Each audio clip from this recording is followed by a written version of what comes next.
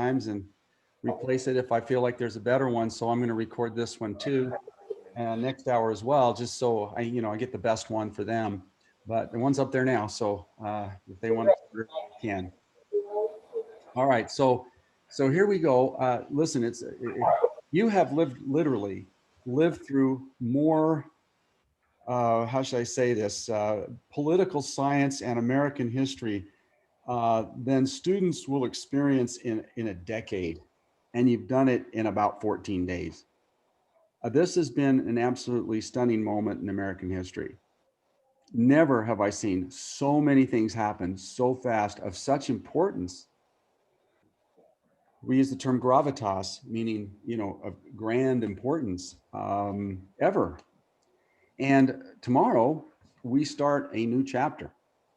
So we're in the last sentence of the previous president, literally the last sentence, 23 hours now as of this class. And then that presidency to be over. And what we're doing before we jump too far into this is we're also now posting grades up, right? So I always try to grade Sunday because you guys have your study day on Friday. Some probably do. I get work turned in on Saturday too. So I try to catch up on Sunday to post the grades for Monday. So if you turn anything in after about 10 o'clock, 11 o'clock on Sunday, it won't be graded till like Wednesday. I'll try to do some midweek, and then I'll do again on Sunday and try to catch up on all the work. All right, so we want to keep going. And you're going to start seeing these codes now. Should make sense to you. P for participation. It's usually 10 points in there. It's 10% of your grade. The essay questions are worth more. They're 30%. If you're doing a research question or you're doing an essay question, then if it's short, and that's the only people that made mistakes so far are those where you say, hey, give me 300 words on this topic, and they give me 100 or 150 or just 200. And they're going to lose that percentage of the grade. Now, you can resubmit. So if you get a low score, 5 out of 10 or 15 out of 30, you can redo that portion. That's why it's all marked. So if you get, say it's a 30 point and you get 15 and it's an EQ on study guide 7 EQ, you can go straight to that question, resubmit just that question. You don't have to resubmit everything. If you got the rest of it correct, don't worry about it. Just resubmit that one piece to bring your grade up. And we had a lot of kids do that last semester. It was great. It was wonderful to see people actually going back and making it better and meeting the requirements. The research paper will do that too down the road. Notes these are questions from the lecture. And there's a bunch from today's lecture, and you'll see them in there in the study guide. And so if you need to listen to the lecture again or just fast forward it till you get the right answers, that's usually enough. Sometimes you can search the answer in Google. That can help too. But any way to get those answers, these are things I expect you to know. The key questions though are these ones, EX. If it has an EX, it's a state constitutional exam question. And you have to there'll be over 50 questions and you have to get them right. So if you see an EX question, just make sure you get it right. Save us all a lot of time and effort at the last day of the semester. Just get those right. We don't want to go back and be catching up on those with a day to go. You can't graduate high school without passing that. Okay, so you'll see some marked EX.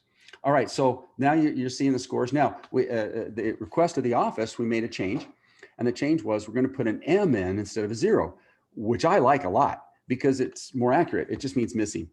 Haven't got around to it yet. Instead of a 0, the 0 looks so ominous.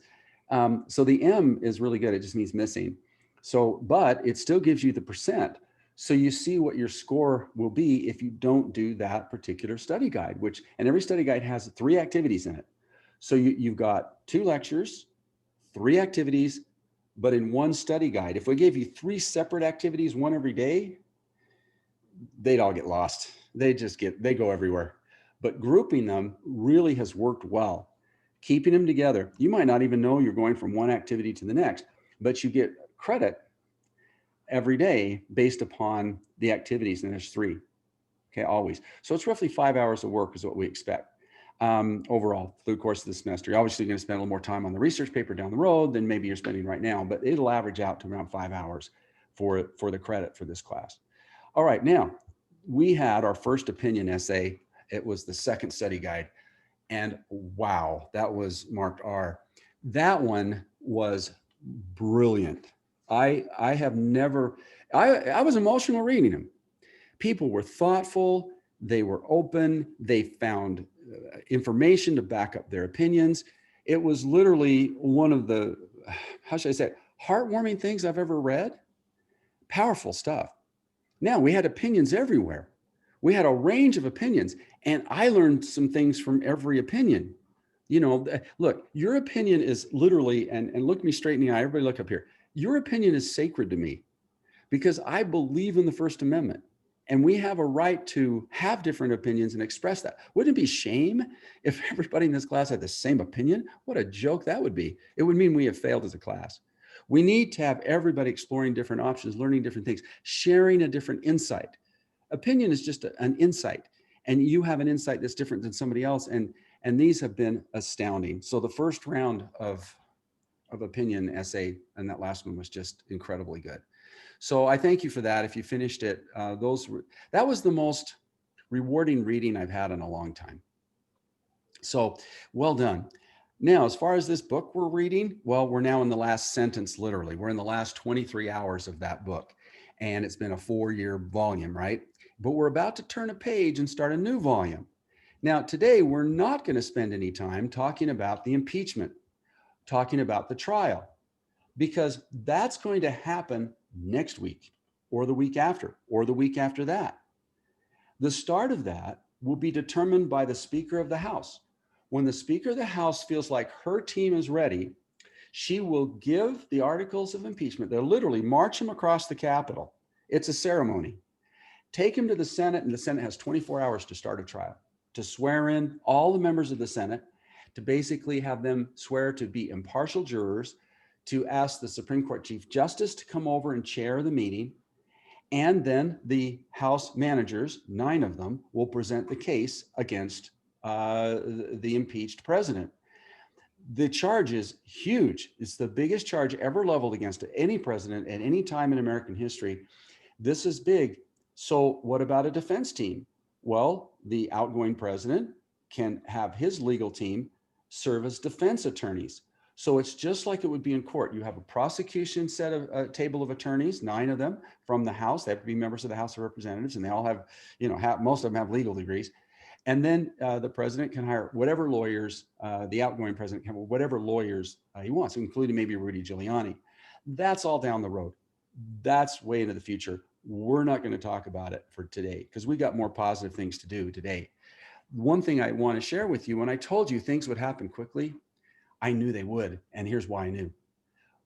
With Nixon, when we saw the polls starting to slip, it was just a downhill slope. It was just a downhill slope. And once that happened, public support evaporates and the senators and the members of Congress feel a lot more empowered to act. What we're looking at here in this chart is the last 3 presidents. Now, that would be President Obama and President George H.W. Bush. Now, George W. Bush, rather, he was jogging along okay until 9/11 happened. You see that jump?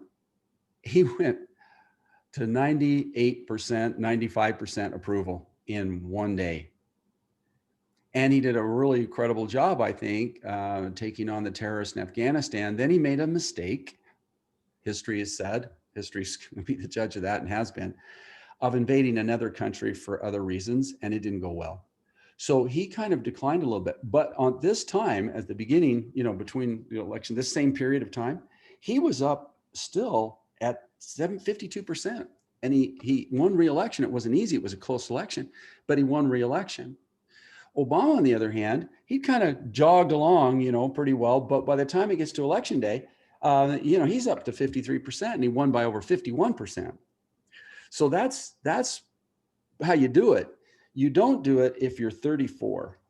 And when you see that slide happening, you knew Biden was going to win the election, and you knew after that insurrection started that public support had dwindled. 64% of Americans are not approving of the job.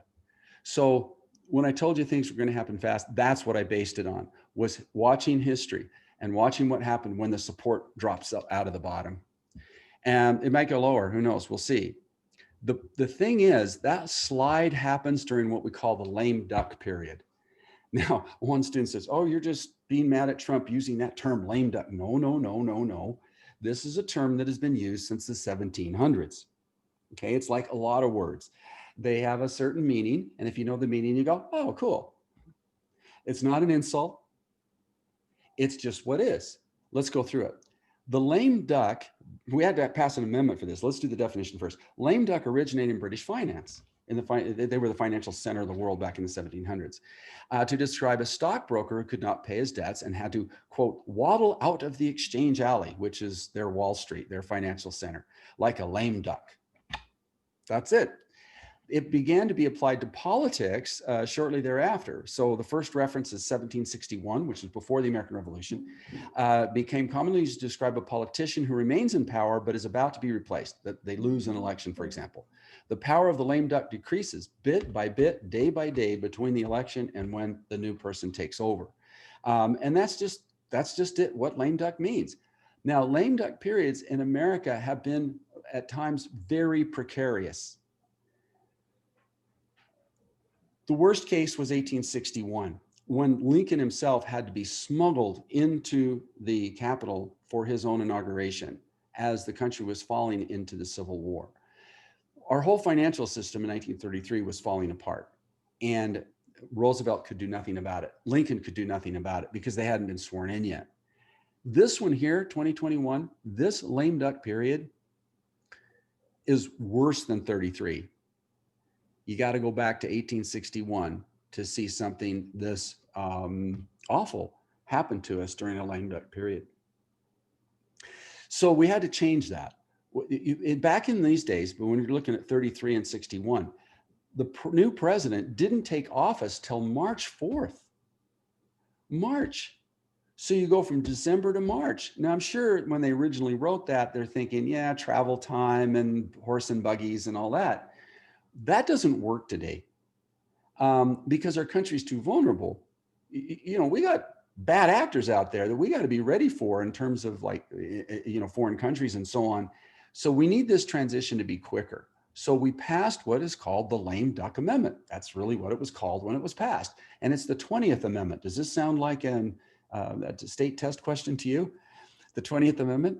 Okay, the 20th amendment is the lame duck amendment. The date of the presidential inauguration moved from March, as it was for Franklin Roosevelt, FDR, and Lincoln, to noon on the 20th of January, where it's been ever since. And it was passed in 37. Okay, so that's a good thing. And, you know, personally, I think it should be shorter. I think it should be like January 6th or something. But at any rate, it takes time. You know, it takes some time to get everything rolling. Now, the other thing, we used to hold our inaugurations in the front of the Capitol building. You can see this right. Let me get this out of the way so you can see. Here's a picture of the inauguration of Woodrow Wilson. That goes back to the early 1900s, right? So there's Woodrow Wilson, and that's impressive, no doubt. And they got pretty good crowds too in those days. But here's the thing, Article 2, Section 1, does this sound like another state question? Of the Constitution requires that the president take an oath, and the oath is actually written out. I do solemnly swear or affirm that I will faithfully execute the office of President of the United States and will, to the best of my ability, preserve, protect, and defend the Constitution of the United States. The whole job is to preserve and protect and defend the Constitution of the United States and the rule of law. That's the point of the entire swearing in. Now, starting with Washington, though, what you're going to hear is there's a few words that were added by tradition. They're not in the Constitution, but Washington added them by tradition. He said, "So help me God." And he took the oath of office on a Bible. Whatever religion you belong to, probably your canon of scripture would be used for that. It doesn't have to be a Bible. You don't have to do it that way. All you have to do is say the oath, and you can say the oath to anybody. You basically find any judge anywhere and have a witness. And if you're the authorized vice president to become president or the authorized candidate, you can do it at any time on the 20th. It doesn't have to be at that moment. And we've also passed laws because of the nuclear age. When we were under threat of nuclear attack all the time, we couldn't let a second pass by without passing the power to a president. So it is at noon exactly, whether the words have been stated or not. When the words have been stated, that's just for ceremony. It actually now happens, and I'm going to jump here at noon, and I should put these in a different order, but this is the reason, the nuclear football. The power to launch a nuclear attack shift from one president to the next at that exact instant. Now, right now, this moment, there's two footballs. One's going to end up being in Florida because for the first time in 152 years, a president's not going to attend the inauguration of his successor. So now there's a football there. As soon as noon comes, that one is deactivated and this one is activated in 23 hours. It travels with their military guard with the president whenever they leave a secure location where they have a command center like the White House or like the Pentagon. All right, so that's kind of important to remember. So at 12 o'clock, right then, that's the moment it all legally happens. And then they say the oath, and that's cool, and people love that, and it needs to be done at some point, but it can be done later in the day, whatever. The thing is, you look at this picture now, they used to do the ceremony at the front of the building, but now they do it at the back. If this was Ronald Reagan's idea, he said, you know what, wouldn't it be visually kind of cooler if we moved to the back of the building where you got these wonderful angles here and you're a little higher above, have the band down here, and then you look out across the mall and more people can come and that kind of thing. And so it was moved and it's been there ever since. And what a great move. I mean, why they didn't think about that way back, I don't know. But what's cool about it is this is the view from the podium. This is what the new president sees, looking down the mall, past the reflecting pool, down to the Washington Monument, and all the way, you can kind of see it here behind the Washington Monument, you can see the Lincoln Memorial. You can also see right here the Smithsonian. If you're in DC, don't miss that. That's so cool. Then the National Archive over here, which has copies of the Constitution and the Declaration of Independence and so on, Bill of Rights. Really, really cool. The largest inauguration in American history was that for the 44th president, Barack Obama. Barack Obama, they estimate between 1.7 and 2 million people. It was such a big crowd, they put these huge TVs out, right, which is cool. So you could hear and see the speaker, even though it was way, way, way far away. They did a brilliant job of managing this, even though it was under threat of a terrorist attack from abroad. Obama actually had two speeches. One, the normal speech, and two, the speech to give if there's a terrorist attack that disrupts. So security matters, right? But notice this is not going to be what's going to happen this time. Because of the insurrection, just barely a few weeks ago now, the security has been heightened to the point where there are 25,000 National Guard troops in DC to secure it and to secure the inaugural. And look, there's razor wire, roads are being cut off, there's security checks. It really looks like Baghdad during the Iraq War, or you could take any country that's had huge civil unrest. There are more troops here in DC now to protect the inaugural than we have in all of our theaters of war combined right now, Afghanistan and Iraq, for example. But COVID was going to make it a small affair anyway, because they have to socially distance everybody. Everybody needs to wear masks. Everybody's going to be socially distanced. So it was going to be a scattered crowd to begin with. And now it's even going to be smaller. They tried to convince, Secret Service tried to convince Joe Biden to do it inside, like Reagan did once, and like FDR did it from the White House. You know, he was really ill his last time up to bat, and he chose to stay in the White House and wave from the balcony. So it doesn't have to be done this way, but this is what's normal. And you're going to be asked a question in your study guide. What's different about this one? And I think I just gave you a couple of answers on that. You need 5, and I'll have 5 sprinkled through. I'll also put a reading there just in case you need to look up maybe that 5th one or something. But here's another change. It's really poor form, very poor form not to attend if you're the outgoing president. Even Hoover, you see Hoover right here, when he got in the car. Now, you remember Roosevelt was paralyzed, right? So he couldn't get out of the car and walk over to the White House and they could join hands, shake hands, and come together. Instead, Hoover had to come to the car, warmly shook hands. They chatted a bit. Now, this is a famous political cartoon from the New Yorker showing a very happy Roosevelt and those big top hats they used to wear in those days. I think this was the last election where they actually still wore the top hat. But Hoover going, oh, crud, man, and Hoover, he had a bad presidency, no doubt about it. But by the same token, he had the class to show up to be supportive. The only presidents not to attend, John Adams, John Quincy Adams, and this was kind of before the tradition was established.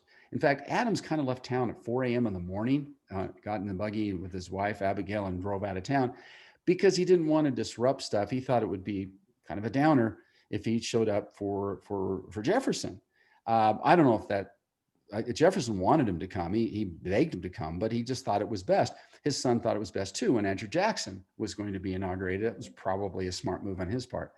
The only other one was Andrew Johnson, the person vice president who was impeached, who replaced Lincoln, who refused to go to the inauguration of Ulysses S. Grant, and probably for the same reasons. They didn't want to disrupt the event.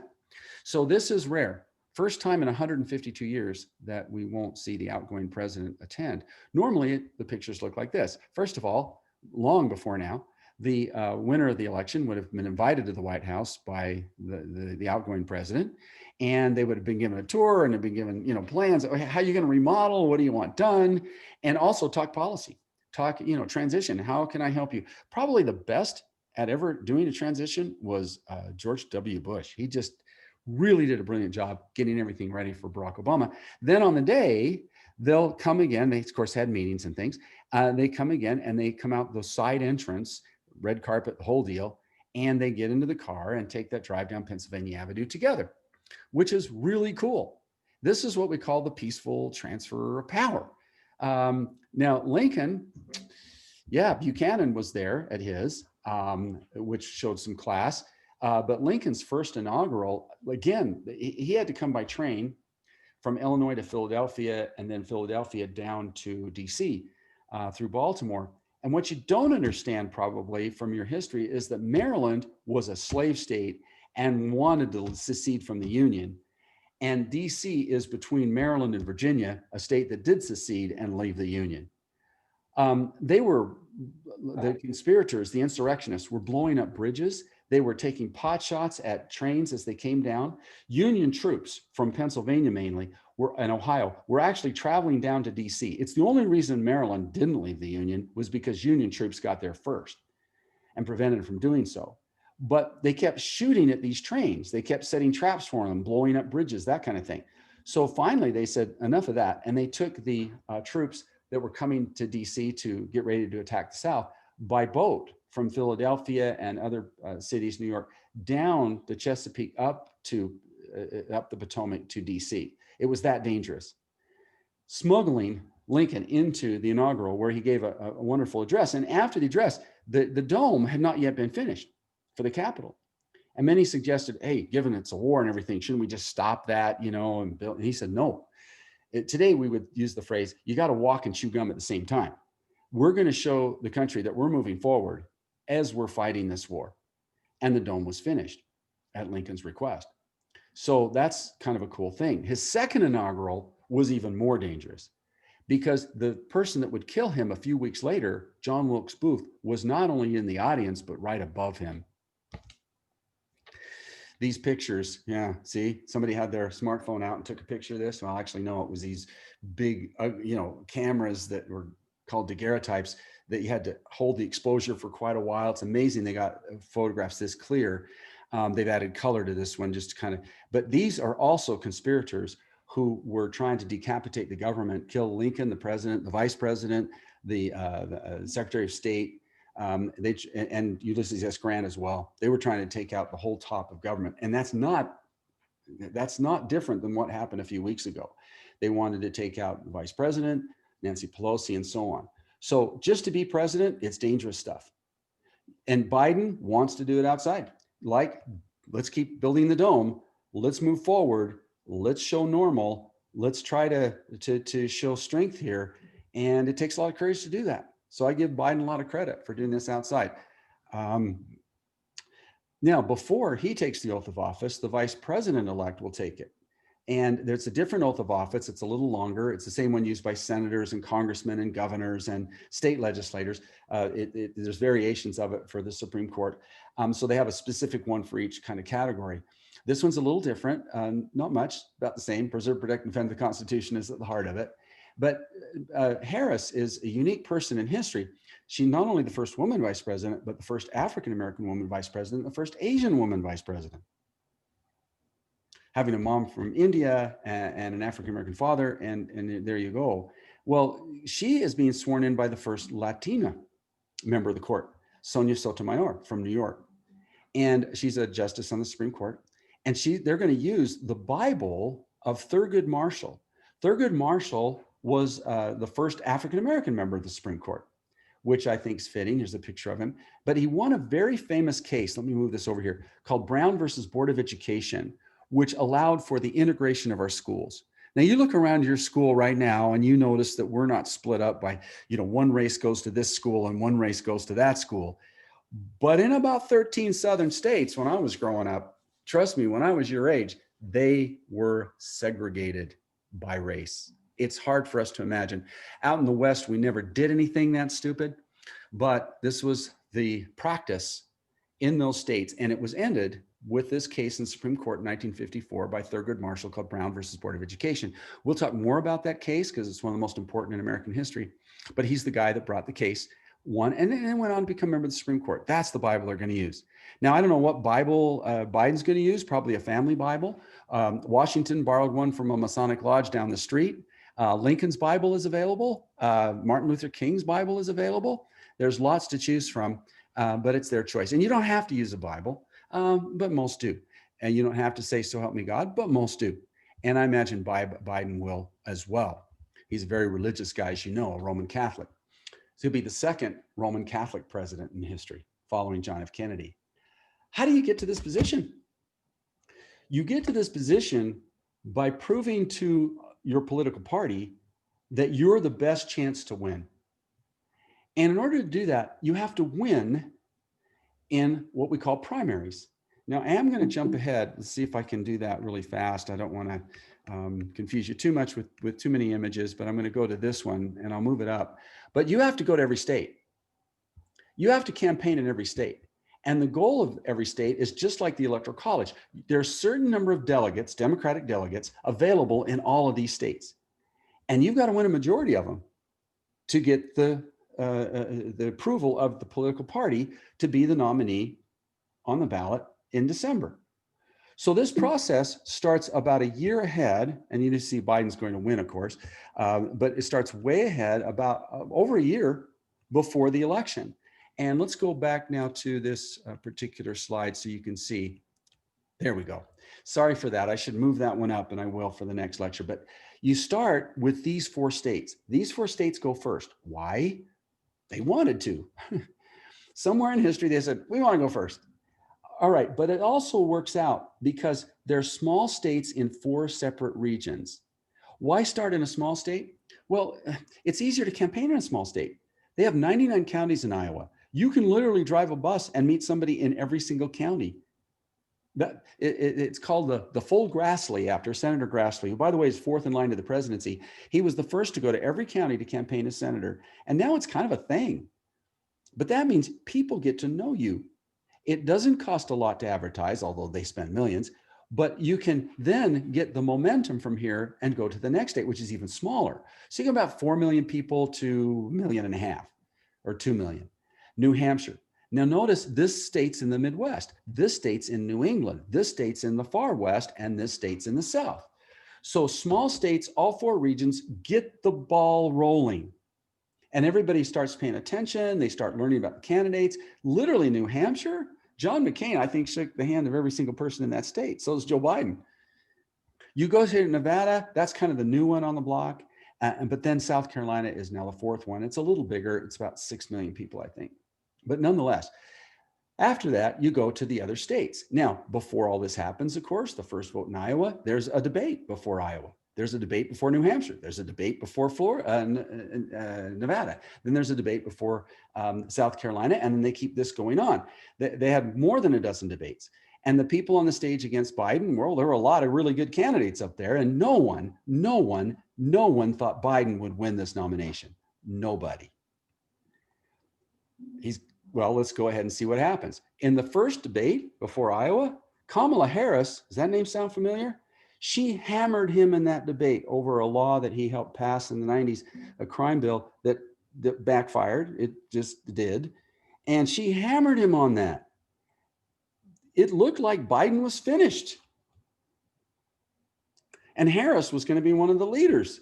Biden never gave up, never quit. He just moves to the next state. And he didn't take it personally. The thing about Biden is he is, well, everybody likes him. I've never heard anybody that's worked with Biden that had a bad word to say about him. In this particular case, he goes up to Kamala Harris after he'd been pummeled in the previous debate, and he says, Joe Biden tells Kamala Harris, quote, "Go easy on me, kid. You know, I'm just this old guy with a stutter up here, and you're hitting me pretty hard, but that's okay. We're still friends." She goes on to be vice president. You can't have a bruised ego and be a great president. You just can't. And Biden exemplifies that. I've never heard a bad word. In fact, when he got the nomination, Mitt Romney was the first Republican to acknowledge that and said that he and Harris are people of goodwill and admirable character. I'll spit that out here. We pray that God may bless them in these days and years ahead. Cox, our governor, was the first Republican governor in the country to congratulate them on the win. He just engenders support. Now, when he ran for president, he's done it 3 times. He ran in 88, 80, and now, 1988, 2008, and now this year. He never won a primary until this year. And he lost the first 3 primaries this year, first 3 states. But he debated Hillary Clinton and Barack Obama before Iowa, and he pummeled Obama. Obama looked like an amateur up there. He was. This guy just shredded him. And yet, Obama has the character to look at this guy and say, "Hey, I need your help," and made him his vice president. In fact, he offered Biden, he said, "Yeah, you're pretty rough on me in the debate. I want to hear that in the White House. I want you to come in and tell me what you think." And Biden was offered either could be Secretary of State or he could be vice president. And he said, "I want to be vice president because I want to be the last person in the room counseling you on what I think should happen. So you have that difference of opinion that you can think about." And they became really close friends. Hillary Clinton, also the biggest opponent to Barack Obama's presidency, she goes on to be Secretary of State. So you can't be afraid of having differences of opinion around you. In fact, you should embrace it. Lincoln did. Lincoln surrounded himself by all the people that thought they should have been president instead of him. It's called A Team of Rivals, a very famous book written about it. Biden has true empathy and compassion.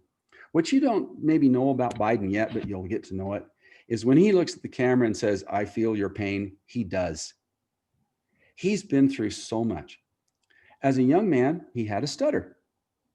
Now, here he is, he goes on to be a senator for decades. He's vice president.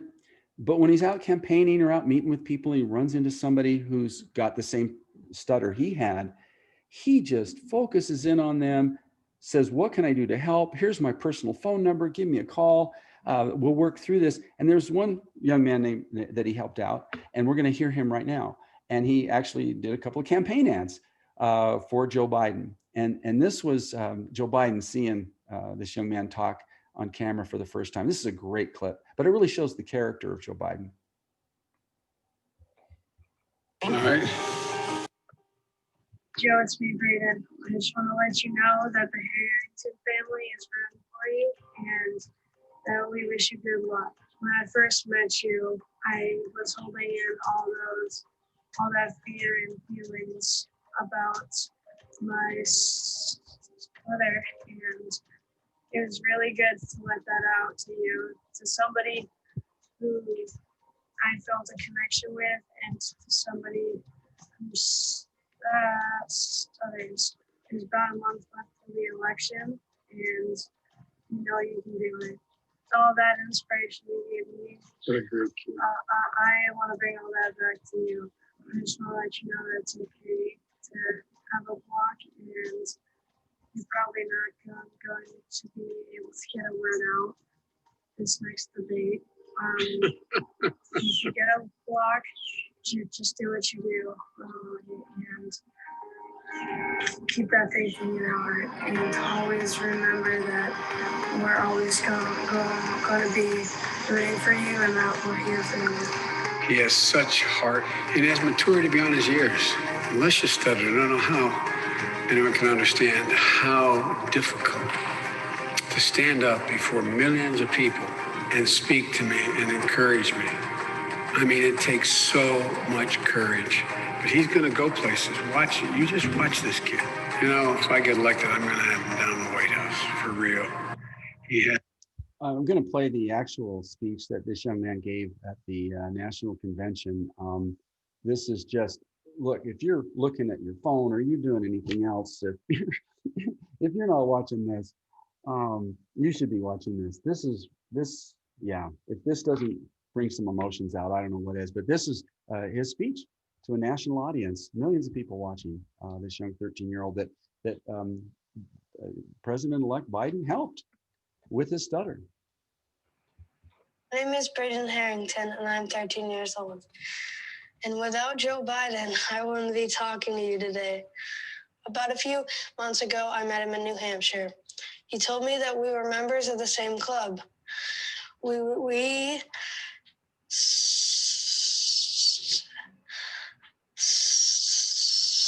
stutter. It was really amazing to hear that someone like me became vice president. He told me about a book of poems by Yeats he would read out loud to practice. He showed me how he marks his addresses to make them easier to say out loud. So I did the same thing today.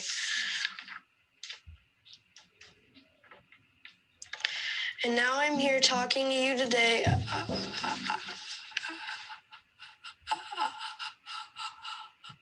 about the future, about our future.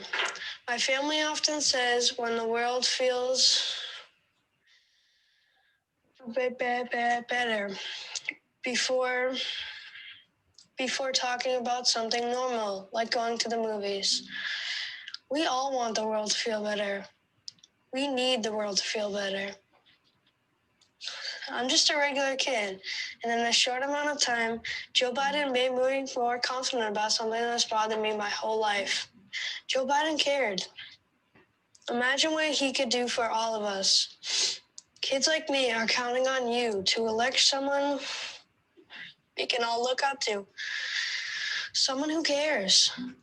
Someone who will make our country and the world feel better. We're counting on you to elect Joe Biden. Okay, that was a campaign ad. Brilliant. And it was just, it shows though, Biden's legit. He cares about people. He just does. It's who he is. And everybody knows it. Even his opponents in Congress, when they'd be debating or whatever, if they ever had a personal problem, he was the first one to give them a call. It's just who he is. And it's born out of his own sorrows. His empathy comes from deep experience. Here he was. He was elected the youngest senator in American history, I believe, in 1972. I mean, barely the age. You have to be 30 by the time you take the oath. He was 29 when he ran. Now, he's won, and he's now in DC, getting ready to prepare his office and getting all that ready to start the job, getting, some accommodations ready for his family, when his wife crossed an intersection and was T-boned by a truck. She was killed, and his daughter was killed, and his two young sons, Bo and Hunter, were thrown into the emergency room in the ICU units. He rushed back to their home in Wilmington, Delaware, rushed to their bedside in the hospital, and refused to leave. The Senate says, you got to come and take the oath and be a senator. And he said, forget it. I don't care about that. I don't care about that job. Keep it. They had to talk him into saying, no, you're going to stay in the Senate. We'll come to you. And he took the oath of office to be senator in the hospital room with young Hunter and young Bo Biden in their emergency rooms recovering. And he made the boys a promise, I will be home for you every night. And every single night, and I'm talking every single night, he took the Amtrak train home. He'd, of course, catch it early in the morning, take the Amtrak train home from Washington to Wilmington, Delaware on this here, and he became the Amtrak senator. It left him little time to go out like many senators do and give speeches and whatever and make himself, a little money. No, he just had to do the job, focus on the boys, and that's the kind of person he is. Now, he remarried later, Jill. She's an educator. She's going to be an awesome first lady. But then Beau Biden goes on to become the attorney general of the state of Delaware. Now, that's a big position. That means you're the top law enforcement officer and top lawyer for the state. Kamala Harris was that for the state of California. They actually worked together on several cases where multiple states will join a case together, and they worked on several cases together. So Kamala Harris knew Beau very well on a professional level.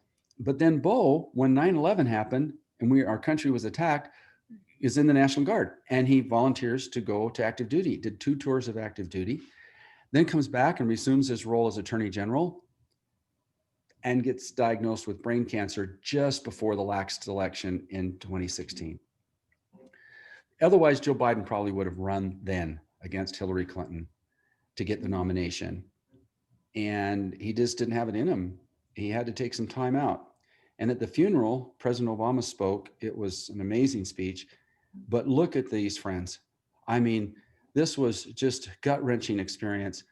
And so when he looks at the camera, now listen to me, I got some people not paying attention, but I want you to pay attention to this. When he looks at the camera and says, "I feel your pain," he does. When he says, I know what it's like, he does know what it's like. And here we are now approaching 400,000 people who've passed away, mainly older people, to the coronavirus. He understands the loss. And that's why he's going to work so hard to fix things. And they're badly broken. Here's the thing. Can Biden become a great president? 78 years old, the oldest president in American history. By the way, he'd be number 46, right? President 46. Yes, absolutely. He can become a great president. Why? Great presidents are forged because they have to face big problems. The great presidents, like Washington, Lincoln, and Franklin Roosevelt, the top 3, they faced the biggest problems our country's ever faced. No president has faced bigger problems than Biden. Not Obama, not Nixon, not Johnson. You'd have to go back maybe to Truman and then to FDR to find a president who's faced bigger problems. So you actually have to solve them too. So you have to face it and solve it. You also need the help of your political party. You've got to control the House and the Senate for at least the first 2 years of your presidency, or it's going to be very difficult because the opposition party will block a lot of the things you want to do. That's why the win in Georgia was so important.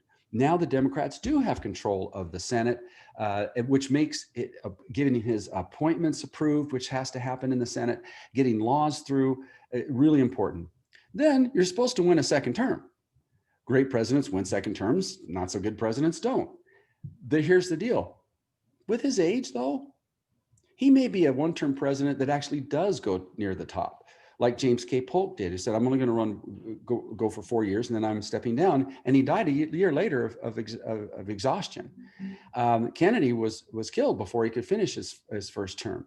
So if Harris then takes over, or another top person in his cabinet takes over and wins the next election, I think historians will let that count.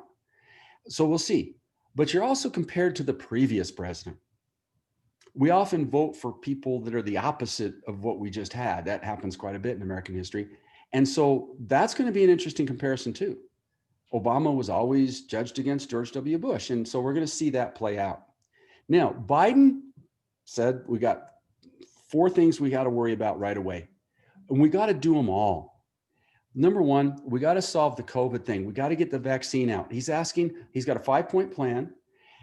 And we've seen that our healthcare system is badly broken. Do you realize all the vaccinations are being done by free, paid for by the federal government?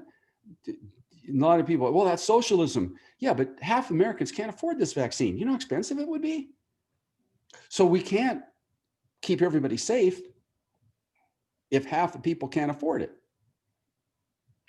So this is really important that we get a fix on our healthcare systems so that we don't get into this mess again. And so that's important. And then climate change, that's going to be more of a, 6 months, 8 months, but we got to do a lot more with that. The civil rights issues have got to be dealt with. Equality in this country, as you've seen, it's an issue. And then the economy. Now, Biden actually took over the running of the country on Friday.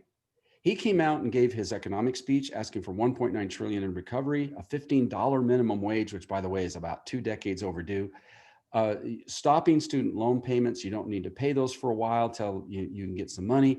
Housing, we can have 10 million people thrown out of their homes in the next 6 months because they don't have a job and they can't pay the rent. So this $2,000 that was talked about earlier, instead of just 600 to help people through, let's see if it happens. But we've got to stimulate the economy by creating jobs. And a lot of those jobs will be created in the construction industry, right? Which is really great in terms of building roads and ports and airports and things like that. Biden had a slogan, and for somebody with a stutter, this had to be a mouthful: build back better. That's what he said we're going to do. We're going to build back better than ever before. And this was the campaign ad that introduced those 4 things that he felt like had to be addressed right away. For the first time in American history, we're living through 4 crises at the same time. A public health crisis. The U.S. set a new single-day record for coronavirus infections. An economic crisis. Devastating unemployment not seen since the Great Depression. A climate crisis. The impact of climate change is dangerous, and it is already being felt in the United States. And a national reckoning on racial injustice. We need a team that's up to the task. Leaders who can rally the nation to fight this virus. To not only rebuild our economy, but build it back better. To address the threat of climate change and to root out systemic racism. Together, they'll lead America, unite America, and heal America. Joe Biden and Kamala Harris, because a united America will be a better America. And so that's the thing, bringing unity back to the country. If there's somebody with the kind heart and empathy to be able to do that, it is the current president-elect who takes the office tomorrow. Now here's the thing, guys. When he went to Iowa, they thought he was done. After New Hampshire, no way he can win. Oh my goodness, he lost again here in Nevada. But when he goes to the next state, South Carolina, everything turned around. Biden had lost in Iowa 3 times over the years, Nebraska and all these states 3 times. But something different happened. Look at Iowa. Pete Buttigieg won that, Sanders second. He was 4th. That's dismal for a former vice president. Here he is 2nd in New Hampshire, so he did a little better. No, actually, no, he's down below Buttigieg, wasn't he? Okay, so wow, Nevada didn't go any better. But in South Carolina, there was a change. And this is the important change to remember. This man right here, a member of the House of Representatives named Jim Clyburn, who was one of the original civil rights leaders in the 1960s with John Lewis. I'll show you a picture of him in a minute. He got up in that state and endorsed Joe Biden. He said, Joe Biden has the best chance to win. And Joe Biden is somebody I know. He's kind. He's got empathy. He's someone you can trust. And in South Carolina, everything turned around. By the time it's over, he wins 64% of the vote there. And here's the thing about South Carolina. Why it's a red state, I'm going to go back here. See, it's a red state. There's a swath of blue in the middle. These are mainly African Americans who live in this area. If you look at the old slave maps, this was the heavy concentration of plantations where the slaves were working. They're still living in a lot of the same areas, right? And then a lot have moved to the cities and so on. And it was the African-American population, not just the African-American population, but specifically African-American women who grew up in the civil rights movement, who understand how important and precious that vote is. And they turned out in record numbers, and they're the ones that put Biden over the top. Now, here's why this is so important. I mean, the reason these women show up and vote, and they're the most reliable voters in the entire country. No voters vote with a higher rate than African-American women because they were born out of the civil rights movement. They know firsthand what it was like before they had a right to vote, when they're marching for the right to vote over the Edmund Pettus Bridge, an incident called Bloody Sunday, we'll talk about it later, led by John Lewis, who, by the way, passed away this summer. One of the 5 major icons, Martin Luther King, John Lewis, Clyburn, and a few others, the main people of the civil rights movement, well, he passed away this summer. He was also a member of Congress at the time. And so they showed up and they voted for Joe Biden. Then the next states to come online was a group of states called Super Tuesday. Most of them were in the South. Again, African-American women and of course other people too, but they showed up and Biden wins. And as it looks like he's going to win Texas, all the other candidates but Sanders just dropped out, said, we're going to support Joe. They dropped out, so we're going to support Joe. Sanders was doing better than the rest, so he went a little bit further, but not much. And he won these states, won Utah, for example. But in this primary contest, Biden would get 2,687 delegates, right? And Sanders over 1,000. And Sanders would drop out and left the field wide open for a unified Democratic Party to take on the incumbent president in November. That's how it happened, that these two came to be. So, and it was also the African-American vote in the major cities of Philadelphia and Flint, Michigan, and Detroit, and so on, that won those states. Georgia, same thing, same dynamic. Arizona was a different dynamic, but when you look at how many electoral votes that were cast, and you know that he won 306 electoral votes, wow, something special happened there in that election. It'll be an election that we'll be talking about for 100 years. And one of the greatest elections of all time. And it was improbable to start with, but it finally happened. I guess third time's the charm for president. That's it for today. Tomorrow will be the inaugural speech. Take it in. Keep your phone on. When it starts, if you're between classes, whatever, give it a listen. If not, we will play it in class the next day. So we'll play it in its entirety during class, okay? All right, so there we go. Let's go ahead and